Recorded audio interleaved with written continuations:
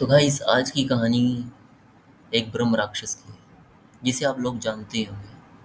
उस राक्षस का नाम ब्रह्म राक्षस है। इस पर कई कहानियां बनाई जाती हैं और राक्षस के अनेक नाम होते हैं जैसे कि पिशाच, राक्षस, डायन, चुड़ैल आदि बहुत से नाम।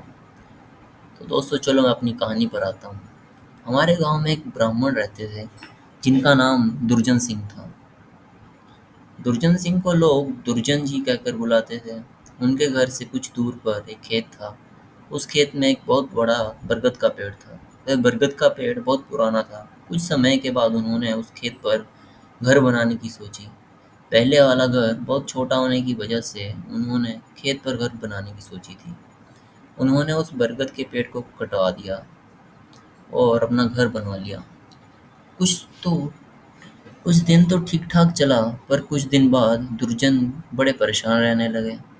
वह कभी पूजा करते और कभी नहीं।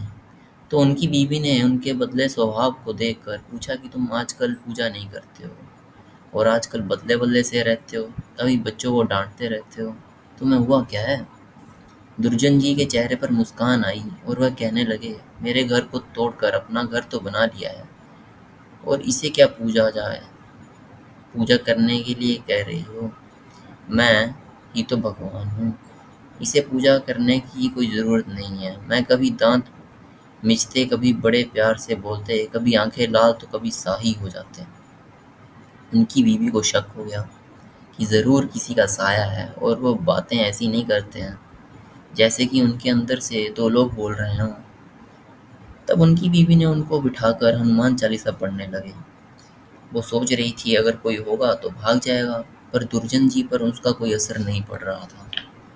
वह एक टक लगाए देखे जा रहे थे। उनकी बीवी काफ़ी मंत्र और गायत्री मंत्र पढ़ने लगी।